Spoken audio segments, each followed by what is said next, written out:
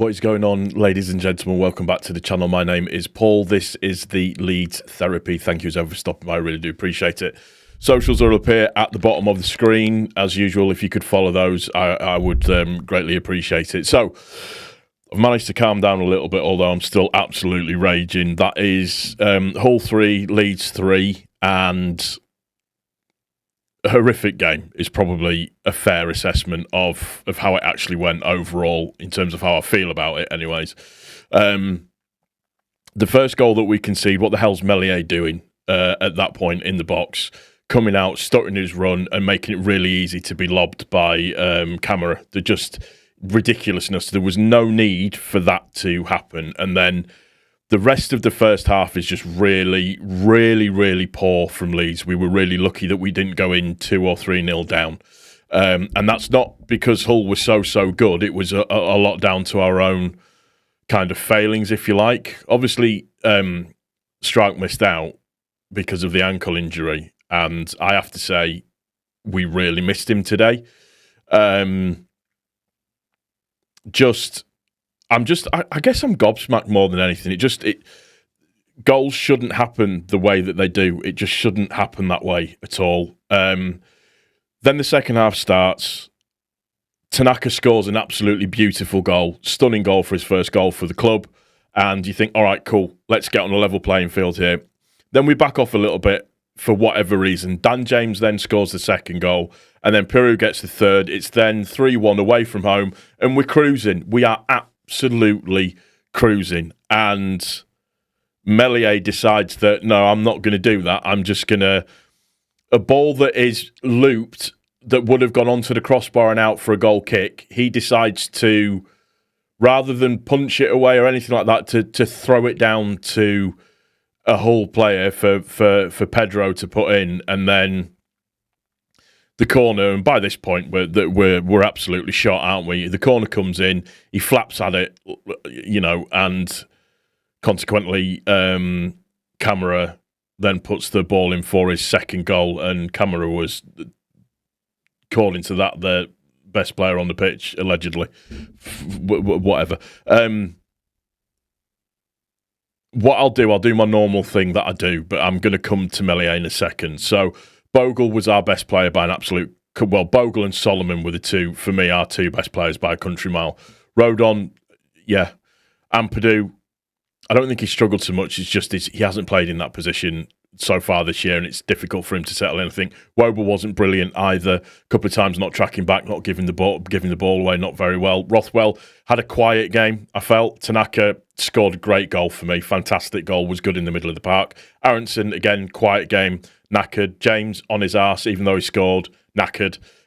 Solomon was just brilliant, caused problems every single time and made issues count. Peru took his goal really, really well. It's a sign of a confident striker, and that's what you want him to do. You want him to put goals in the back of the net, but the performance from the outfield players wasn't brilliant today by any stretch of the imagination. Right, Meslier. I've tried to be as objective as I can be with regards to Meslier, and the issue that I have now is that single-handedly, Meslier has now cost us minimum this season 6 points. 2 against Sunderland,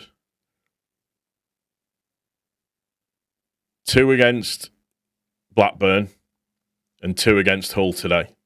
So if those hadn't happened the way that they did, we would now be 7 points clear at the top of the table.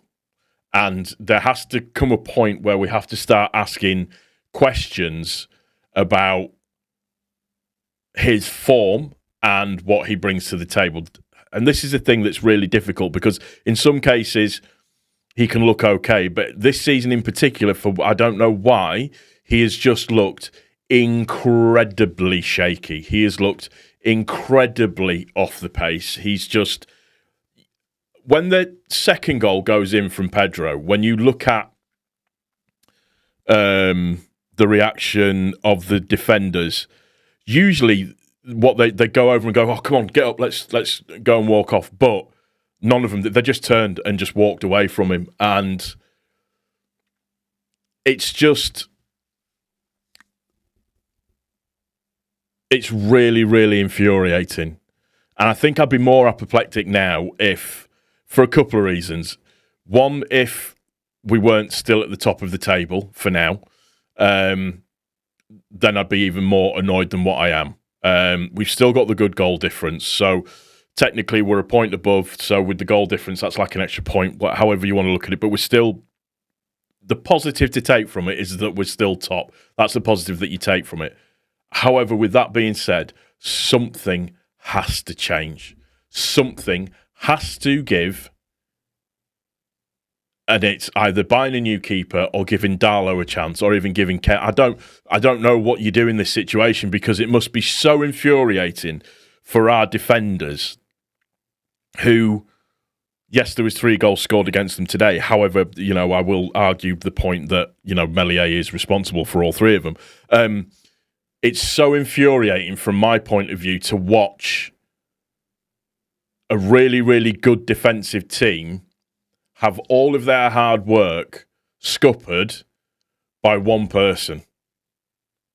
And I have to say, if it wasn't for how good we are defensively, I think we'd be well and truly out of it.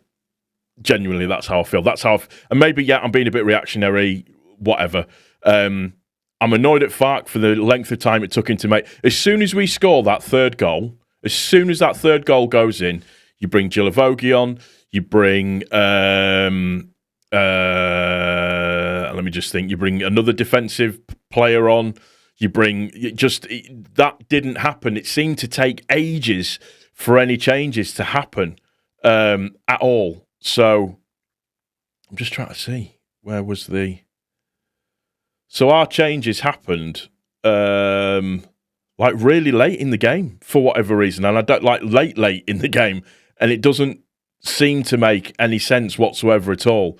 When we score the third goal and we bring, the third goal comes in. After that third goal comes in, that's when we need to be making those substitutions, tighten it up and take the 3 points and go home. Even control the game after the second one goes in, but we didn't do that. That's on Farke for me. I will give Farke credit for the bollocking that he clearly gave them at half-time, because they came out and played better in the second half. But Meslier has absolutely cost us today. And just thank God it's the FA Cup next weekend and not another match, because I do think we need a bit of a break from the league. I do think that we need to move away and just go do the FA Cup, whatever, and then come back to the league, a different type of team. But we need to buy a keeper. We need to give a keeper a different chance or an opportunity, and we desperately need that number 10 as far as I'm concerned. It's going to do it for this one. I hope you've enjoyed it. If you have, click the like button. If you're new to the channel, please also don't forget to subscribe. And take care of each other. Keep it respectful. Take care of yourselves. We'll see you on the next one. Cheers.